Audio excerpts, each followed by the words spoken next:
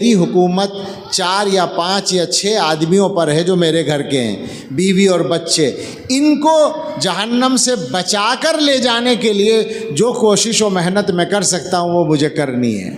یاد رکھیے، یہ مسلمان کی وہ ڈیوٹی ہے جو قرآن میں مقرر کی گئی ہے، یہ ادھر ادھر کی کہی ہوئی سنی ہوئی نہیں ہے، یہ قرآن کی مقرر کی ہوئی ہے۔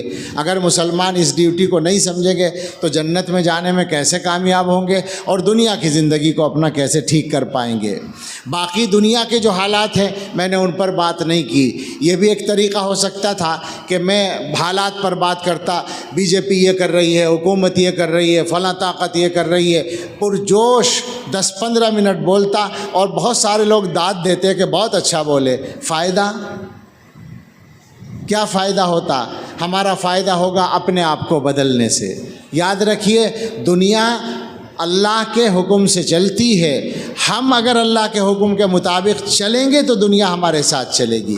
اللہ کے قبضے میں سب کچھ ہے، دل بھی اللہ کے قبضے میں ہے، اللہ تعالیٰ دلوں کو پلٹ دیتے ہیں۔ تو ہم اپنے آپ کو ٹھیک کر لیں، یقین ہے کہ اللہ تعالیٰ ہمارے لیے دنیا کو بھی ٹھیک کر دیں گے۔ اللہ ہمیں صحیح سمجھ بھی عطا فرمائے، صحیح علم بھی عطا فرمائے اور صحیح راستے پر استقامت بھی عطا فرمائے۔